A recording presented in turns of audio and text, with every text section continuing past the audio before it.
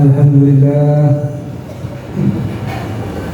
alladzi ja'ala Ramadan syahran mubarakan wa farada 'ala siyam bi ahli taqwa. Asyhadu an la ilaha illallah wa la syarika lah wa asyhadu anna sayyidana wa nabiyyana Muhammadan 'abduhu wa rasuluh. Allahumma salli wa sallim ala sayyidina Muhammad wa ala ali sayyidina Muhammad. Amma ba'du, fa ya ibadallah, ittaqullaha la'allakum turhamun. Qala Allah ta'ala fi kitabihil 'azim wa huwa asdaqul qa'ilin. Ya ayyuhalladzina amanu kutiba 'alaikumus siyam kama kutiba 'alal ladzina min qablikum la'allakum tattaqun. وقال رسول الله صلى الله عليه وسلم من صام رمضان إيمانا واحتسابا غفر له ما تقدم من ذنبه. صدق الله وصدق رسوله النبي الحج الكريم ونحن على ذلك من الشاهدين والشاكرين والحمد لله رب العالمين. Hadirin, alhamdulillah, hari ini kita berada di Jumat kedua bulan suci Ramadan, bulan yang mulia, bulan yang agung, bulan penuh maghfirah dari Allah Subhanahu wa taala. Kita akan bersyukur kepada Allah Subhanahu wa taala yang mana bahwa doa kita telah dijabah oleh Allah Subhanahu wa taala.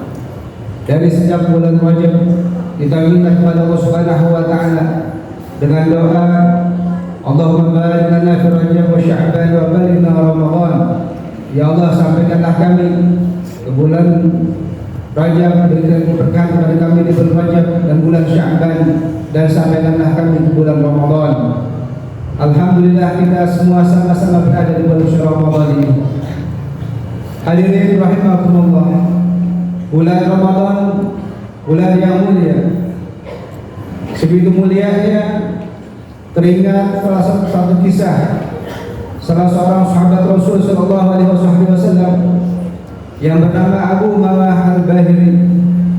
Beliau pernah datang kepada Rasul sallallahu alaihi wasallam menanyakan tentang satu amalan yang paling memudahkan atau mempercepat untuk masuk surganya Allah Subhanahu wa taala.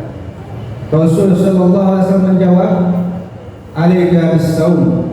Lazimkan untuk berpuasa. Di lain waktu salah seorang sahabat yang bernama Abu Umamah Al-Bahili radhiyallahu anhu kembali bertanya kepada Rasul sallallahu alaihi wasallam tentang amalan yang paling bisa mempercepat, mempermudah untuk masuk surganya Allah Subhanahu wa taala.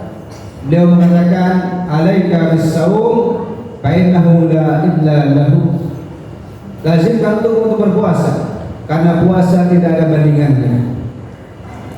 Puasa adalah ibadah batiniah. Hanya orang tersebut dan Allah Subhanahu wa taala lah yang tahu. Allah Subhanahu wa taala yang tahu pahala orang tersebut. Dalam hadis ini Rasulullah menyatakan, "Kullu hasanatin bi asyri amsalha ila sab'ati mi'ati dhifin. Illa saum illa siyam fahuwa li wa ana jazibih." Atau kama kata Rasul sallallahu alaihi wasallam. Setiap amal ibadah Allah lipat gandakan, satu menjadi 10 lipat kali ganda sampai 700 kali lipat ganda, kecuali puasa. Puasa untukku dan aku sendiri yang akan memberikan pahalanya. Hadirin rahimakumullah, dikatakan tadi puasa ibadah yang paling mempercepat, mempermudah untuk masuk surganya Allah Subhanahu wa taala. Dikatakan ada dua hal yang menyebabkan tersebut, bahwa yang pertama, di dalam puasa ada latihan sabar. Kalau ibadah-ibadah lain bisa dipercepat atau diperlambat, kalau puasa tidak bisa. Ditentukan oleh Allah Subhanahu wa taala waktunya dari subuh sampai maghrib, dan itu memerlukan kesabaran yang benar-benar sabar. Namun dalam ibadah lain seperti sholat, membaca Al-Quran, zakat dan lain sebagainya bisa dipercepat atau dipermudah atau diperlambat. Kalau kita lihat di YouTube atau di lainnya, ada di daerah Jawa melaksanakan sholat tarawih 20 rakaat hanya 7 menit atau 10 menit. Namun ibadah puasa tidak bisa dipercepat. Karena apa? Karena sudah ditentukan oleh Allah Subhanahu wa taala. Dan itu memerlukan kesabaran. Dan juga di dalam puasa ada latihan ikhlas. Benar-benar ikhlas kepada Allah Subhanahu wa taala. Tidak ada orang yang dia berbangga dengan puasanya. Dia mengatakan bahwasanya aku yang paling lemah dalam berpuasa. Atau tidak ada unsur riya dalam berpuasa. Karena apa? Karena puasa adalah ibadah batiniah. Ibadah dia dan Allah yang hanya yang tahu. Tidak ada yang tahu kecuali kalau dia berbicara atau berkata. Maka ibadah puasa dituntut untuk kita ikhlas kepada Allah Subhanahu wa taala. Kalau ibadah-ibadah yang lain mungkin ada unsur-unsur riya, pengen dipuji dan lain sebagainya, seperti membaca Al-Quran, sholat, haji dan lain sebagainya. Tapi kalau ibadah puasa tidak ada yang mengetahui kalau dia tidak bisa berkata. Hanya dia dan Allah Subhanahu wa taala yang mengetahui ibadah tersebut. Jamaah sekalian, untuk itu kalau setelah puasa nanti tidak ada dalam kita sifat sabar ataupun ikhlas, maka kita pertanyakan puasa kita. Apakah puasa kita sudah benar-benar melaksanakan puasa yang sesuai dengan dianjurkan oleh Allah Subhanahu wa taala? Para jemaah sekalian, Al-Imam Ghazali dalam kitabnya Ihya Ulumuddin, beliau mengatakan bahwasanya puasa itu terbagi 3 bagian, 3 golongan. Yang pertama puasanya orang awam, yaitu puasa hanya yang bisa menahan lapar dan haus, tidak lainnya. Maka orang ini hanya mendapatkan haus dan lapar. Yang mana sabda Nabi sallallahu alaihi wasallam, "Kam min shaimin laisa lahu min siyamihi illa ju' wa naqas." Laisa min siyamihi illa ju' wa naqas. Berapa banyak orang berpuasa, tidak ada baginya pahala puasa, melainkan hanyalah lapar dan haus. Dan yang kedua, puasanya orang khusus, yaitu orang-orang yang bisa di samping menahan lapar dan haus juga bisa menahan anggota tubuhnya daripada perbuatan maksiat, matanya, telinganya, tangannya, kakinya, untuk tidak bermaksiat kepada Allah Subhanahu wa taala. Karena dalam berpuasa itu ada hal yang membatalkan pahala puasa dan juga ada yang membatalkan pahala puasa. Dan kita harus ingat bahwasanya ada beberapa hal-hal yang bisa membatalkan pahala puasa. Yang Rasulullah SAW katakan dalam hadisnya, "Khamsun yuftina as-sha'im ay yuftina sawabahu." Ada 5 perkara yang dapat membatalkan pahala puasa. Al-kadhib, yang pertama dusta, suka bohong dalam berpuasa. Yang kedua ghibah, membicarakan keburukan orang lain. Wa namimah, adu domba. Wa nazam syahwah, memandang dengan syahwat. Ini perlu dicatat bahwasanya memandang dengan syahwat ini kepada hal-hal yang mubah, bukan kepada yang haram. Memandang kepada hal-hal yang mudah dengan syahwat, pada hal yang mubah yang dibolehkan, namun dengan syahwat, itu pun akan menghilangkan pahala puasa. Walamul fajirah, yang kelima adalah sumpah palsu. Maka kelima perkara ini harusnya kita wajib untuk ditinggalkan. Agar apa? Agar pahala kita dalam puasa dapat sempurna dari Allah Subhanahu wa taala.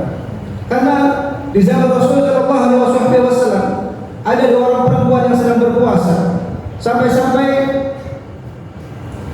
bisa membinasakan dirinya saking rajin untuk berpuasa.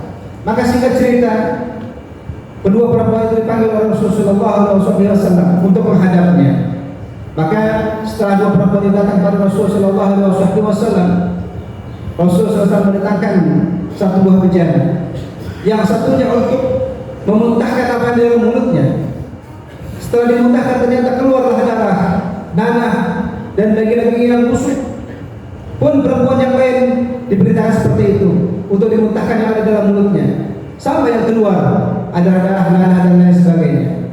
Maka Rasul mengatakan kepadanya, kalian menahan hal-hal yang dihalalkan oleh Allah Subhanahu wa taala, namun tidak menahan hal yang diharamkan oleh Allah Subhanahu wa taala. Berpuasa tapi menggibahkan orang membicarakan keburukan orang lain, alhamdulillah, itulah nanti hasilnya tidak ada yang mendapat pahala, bahkan yang mendapat dosa dari Allah Subhanahu wa taala. Jamaah sekalian, yang ketiga, puasanya adalah khusus. Menurut Imam Ghazali adalah orang-orang yang berpuasa, di samping dia bisa menahan lapar, haus, dan juga anggota badannya untuk tidak berbuat maksiat, beliau juga atau orang ini juga menahan hatinya untuk tidak bermaksiat kepada Allah Subhanahu wa taala, fokus kepada Allah Subhanahu wa taala, tidak memberikan dunia. Maka ini tingkatan yang paling utama, yang insya Allah mungkin kita bisa mencapai tingkatan kedua. Kita bisa menahan lapar, haus, juga bisa menahan anggota badan kita untuk tidak bermaksiat kepada Allah Subhanahu wa taala. Jemaah sekalian, untuk itu di bulan yang penuh berkah ini, mari kita isi untuk beribadah kepada Allah Subhanahu wa taala, yang mana Allah Subhanahu wa taala wajibkan kita berpuasa, dan juga isi kita dengan di antaranya ibadah-ibadah yang lain seperti membaca Al-Qur'an. Dalam hadis Rasulullah SAW bersabda, "Asyam wal Qur'an yasfa'ani lil 'abdi yaumil qiyamah." Puasa dan Al-Qur'an akan memberikan syafaat kepada seorang hamba di hari kiamat. Puasa berkata kepada Allah Subhanahu wa taala, "Ya Rabb, orang ini telah menahan syahwat dan makanan di siang hari. Izinkan aku memberikan syafaat kepadanya." Al-Quran berkata kepada Allah Subhanahu wa taala, "Ya Rabb, orang ini telah menahan ngantuknya di malam hari untuk membaca Al-Quran, maka berikan aku untuk memberikan syafaat kepadanya." Maka Allah Subhanahu wa taala memberikan izin kepada Al-Quran dan puasa untuk memberikan syafaat. Oleh karena itu para jemaah sekalian, mari kita isi ibadah, puasa, dan juga kita memperbanyak Al-Quran, yang mana pahalanya untuk kita yaitu untuk menghadap Allah Subhanahu wa taala. Di dalam Al-Quran Rasulullah bersabda, yang artinya barang siapa membaca Al-Quran di dalam salat dalam keadaan berdiri, Allah berikan satu huruf 100 kebaikan. Dan barang siapa yang membaca Al-Quran dalam keadaan berduduk dalam salat, Allah berikan satu pahala satu huruf 50 kebaikan. Dan juga barang siapa membaca Al-Quran di luar salat, Allah berikan satu huruf 10 kebaikan. Dan barang siapa memperdengarkan atau mendengarkan Al-Quran, niat ibadah kepada Allah Subhanahu wa taala, Allah berikan satu huruf yaitu satu kebaikan. Dan barang siapa yang bisa menghatamkan Al-Quran, maka baginya mendapatkan doa yang mustajab, doa yang dikabul oleh Allah Subhanahu wa taala. Mudah-mudahan Allah Subhanahu wa taala memberi kita sehat pada kita. Allah beri kita taufik hidayah dengan kita bisa mengisi bulan Ramadan ini dengan ibadah kepada Allah Subhanahu wa taala. Amin ya rabbal alamin. Wafaqallahu wa ta'ala wa ta'ala rasulih. Wallahu ta'ala yaqul wa bi qawlihi yahtadul muhtadun wa ila al-Qur'an nasta'inu wa nas'alu 'alakum turhamun. A'udzu billahi minasyaitonir rajim. Wal 'asri innal insana lafi khusr illa alladziina aamanu wa 'amilus solihati wa tawassaw bil haqq wa tawassaw bis sabr. Barakallahu fil Qur'anil azim wa nafa'ani wa iyyakum bima fihi minal ayati wa dzikril hakim. Wa taqabbal minni wa minkum tilawatahu innahu huwas samiul 'alim. Aqulu qawli hadza astaghfirullaha li wa lakum wa li sa'iril muslimin fastaghfiruhu innahu huwal ghafurur rahim. Allahumma shalli wa sallim ala sayyidina Muhammadin wa ala ali sayyidina Muhammad.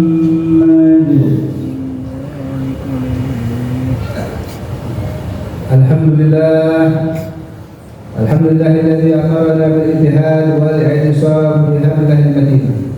Asyhadu an la ilaha illallah wa la syarika lahu iyyahu na'budu wa iyyahu nasta'in.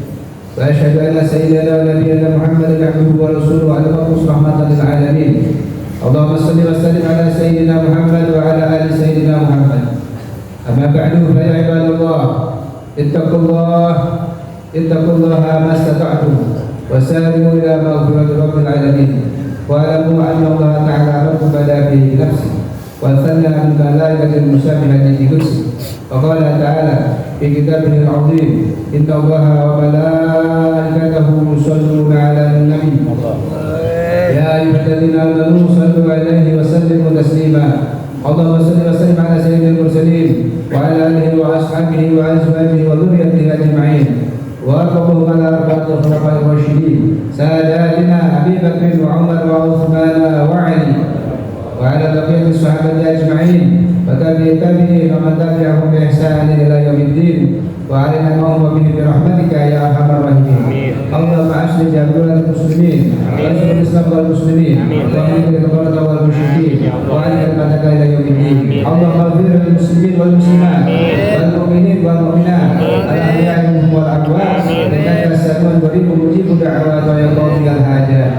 ربنا آتنا في الدنيا حسنة وفي الآخرة حسنة وقنا عذاب النار. عباد الله ولذكر الله أكبر.